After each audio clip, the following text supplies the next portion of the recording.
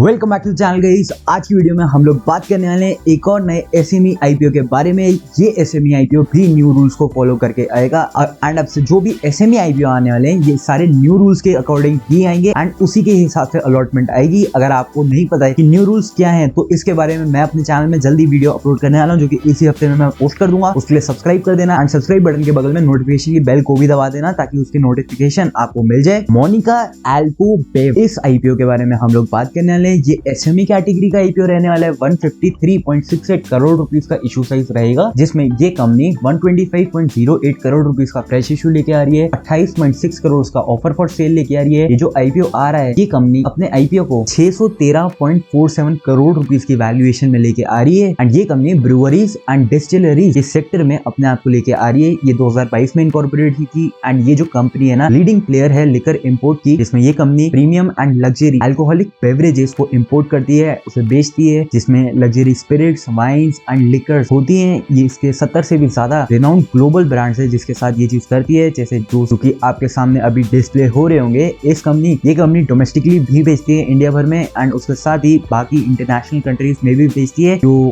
कि नेपाल, श्रीलंका एंड मालदीव्स है एंड 20 से भी ज्यादा स्टेट्स एंड यूनियन टेरिटरीज में करेंटली ऑपरेट कर रही है। इस कंपनी के 6 स्ट्रेटेजिकली लोकेटेड वेयर हाउसेज हैं अक्रॉस 4 स्टेट्स, जो कि है महाराष्ट्र, कर्नाटका, दिल्ली एंड हरियाणा। ठीक है, तो अब आपको समझ आ गया होगा ये कंपनी है क्या, करती क्या है। अब इस कंपनी को इतने ज्यादा पैसे उठाने की जरूरत क्यों पड़ रही है। इस आईपीओ का ऑब्जेक्टिव ये है कि इस कंपनी को वर्किंग कैपिटल रिक्वायरमेंट के लिए ऑलमोस्ट 100 करोड़ रुपए की जरूरत है। उसके साथ ही इसे कुछ अपने बोरिंग्स को प्रीपे एंड रीपे करना है, जिसमें इस कंपनी को ऑलमोस्ट 11.45 करोड़ रुपीस की जरूरत पड़ेगी। बचे हुए पैसे जनरल कॉर्पोरेट पर्पसेस में यूज होंगे एंड यही है इसका ऑब्जेक्टिव। अगर बात करें इसके लीड मैनेजर की तो मारवाड़ी चंद्रहाना ग्रुप इसका लीड मैनेजर है, जिसका इसके अभी तक 3 इश्यूज आए हैं, जिसमें से 2 90% के लिस्टिंग इन में लिस्ट हुए हैं, एक फ्लैट लिस्ट हुआ है एंड करेंटली सबकी ही परफॉर्मेंस डाउन है। ये अपने लिस्टिंग प्राइस से भी बहुत ही ज्यादा नीचे ट्रेड कर रहे हैं। उसके साथ ही ये इनका चौथा आईपीओ है। तो अगर देखा जाए लिस्टिंग वर्क इसका ट्रैक रिकॉर्ड सुपर्ब है। दूसरी बात, करेंटली मार्केट में इसकी डिमांड तो है बट वो इतनी ज्यादा नहीं है। कहने का मतलब ये है कि जो इसका ग्रे मार्केट प्रीमियम है वो 3.5% पे करेंटली चल रहा है, जो कि 4000 रुपए का गेन इंडिकेट कर रहा है। एंड अगर इसके लॉट साइज एंड कितने शेयर्स के लिए आपको अप्लाई करना पड़ेगा उसके बारे में बात करें तो जो ये इशू प्राइस रहने वाला है ये 271 to 286 रुपीस पर शेयर का रहेगा, जिसमें 400 शेयर्स का एक लॉट रहेगा। इंडिविजुअल कैटेगरी में अप्लाई करने के लिए मिनिमम 2 लॉट्स की एप्लीकेशन लगानी ही होगी, जो कि 2,28,800 रुपए की रहेगी। स्मॉल एचएनआई कैटेगरी के लिए मिनिमम 3 लॉट्स की एप्लीकेशन लगेगी 1200 शेयर्स की, जो कि 3,43,200 रुपीस की रहेगी। एंड बिग एचएनआई में मिनिमम लॉट की जो एप्लीकेशन है वो 9 लॉट्स की रहेगी,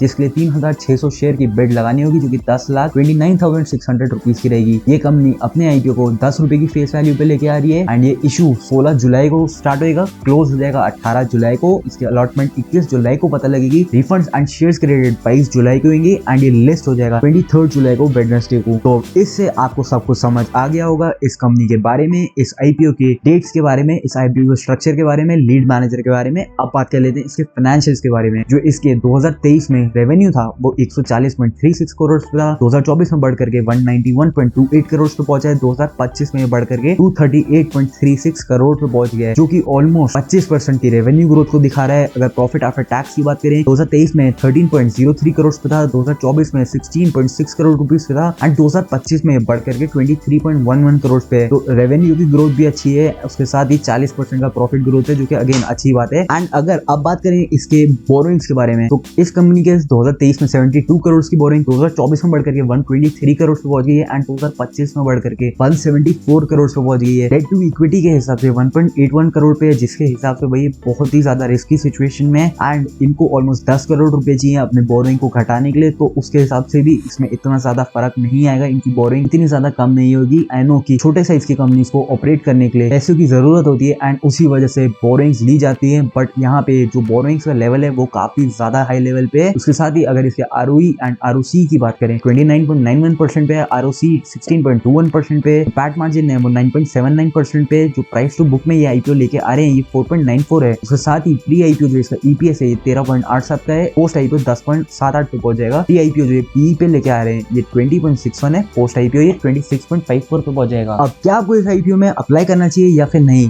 भाई करेंटली अगर देखा जाए ग्रे मार्केट प्रीमियम इतना ज्यादा नहीं है, आईपीओ का जो इशू साइज है वो काफी ज्यादा है, तो अलॉटमेंट के चांसेस भी ज्यादा हो सकते हैं। उसके साथ ही लीड मैनेजर का जो ट्रैक रिकॉर्ड है वो अच्छा है, बट उसके इतने ज्यादा इश्यूज अभी तक नहीं आए हैं। फाइनेंशियल वाइज ये कंपनी की डेट काफी ज्यादा है, उसके हिसाब से भाई कभी भी ये लॉस मेकिंग सिचुएशन में आ सकती है, दिक्कतें बहुत ज्यादा बढ़ सकती है इस कंपनी की। जो आईपीओ का ऑब्जेक्टिव है वो काफी अच्छा है, क्योंकि इन्हें अपनी वर्किंग कैपिटल रिक्वायरमेंट्स को फुलफिल करने के लिए पैसा चाहिए, बट जो बोरोइंग्स का अमाउंट जिसे ये रीपे करने वाले हैं वो बहुत ही कम है, जिसकी वजह से इनकी बोरिंग तो उतनी की उतनी ही रहेगी, डेट टू इक्विटी में इतना फर्क नहीं आएगा। अब इनके कोई भी पीयर्स नहीं है, जिस वजह से हम ये पता नहीं लगा सकते हैं कि इस कंपनी की कितनी ज्यादा ग्रोथ हो सकती है। एंड न्यू रूल्स के हिसाब से भी आपको मिनिमम 2 लॉट्स की ही एप्लीकेशन लगानी होगी एंड अलॉटमेंट भी 2 ही लॉट्स का आएगा। तो रिस्क वाइज ये काफी ज्यादा रिस्की हो सकता है, बट अगर डिसीजन बनाना ही है तो हमें इसके सब्सक्रिप्शन के नंबर्स को देखना ही होगा। एंड सब्सक्रिप्शन वाइज आज सेकंड डे है जब मैं ये वीडियो को बना रहा हूँ एंड पोस्ट करूंगा। इसके हिसाब से QAB 1.09 टाइम्स सब्सक्राइब हो गया है, जो HNI कैटेगरी है वो 3.91 टाइम्स ओवर सब्सक्राइब हो गया है, एंड जो रिटेल कैटेगरी है, इंडिविजुअल कैटेगरी है, वो अभी तक ओवर सब्सक्राइब नहीं हुआ है। तो इसी वजह से इस वाले आईपीओ में आपको सब्सक्रिप्शन आने के चांसेस बहुत ज्यादा है, बट मार्केट में इतनी ज्यादा इसकी डिमांड नहीं बनी हुई है। एंड कंसिडरिंग आपको 2 लॉट की एप्लीकेशन आ जाएगी अगर अलॉटमेंट हुआ तो उस वजह से भी रिस्क फैक्ट काफी ज्यादा ही बना रह सकता है। तो एक दिन और आपको वेट करना चाहिए, एंड अगर सब्सक्रिप्शन के फिगर्स और ज्यादा नहीं आते हैं तो इस वाले आईपीओ को आप स्किप कर सकते हैं, क्योंकि इसकी सिचुएशन काफी रिस्की है। एंड पर्सनली मैं इस आईपीओ में नहीं लगाऊंगा। बाकी ये वीडियो कहीं भी पसंद आए वीडियो को लाइक कर देना, चैनल को कर देना सब्सक्राइब। एंड ये किसी भी तरीके से कोई इन्वेस्टमेंट एडवाइस करने की वीडियो नहीं है, अपने फाइनेंशियल एडवाइजर से एडवाइस लेकर के ही आपको अपना डिसीजन बनाना है। मेरे बोलने पे कोई भी चीज नहीं करनी है, फुल डिस्क्लोजर है, क्योंकि कोई भी लॉस होगा उसमें मैं किसी भी तरीके से आपकी हेल्प नहीं करूंगा। ये वीडियो कहीं भी पसंद आए वीडियो को लाइक कर देना, चैनल को कर देना सब्सक्राइब। मिलता हूं बहुत जल्दी कोई न्यू वीडियो के साथ। Till then bye guys.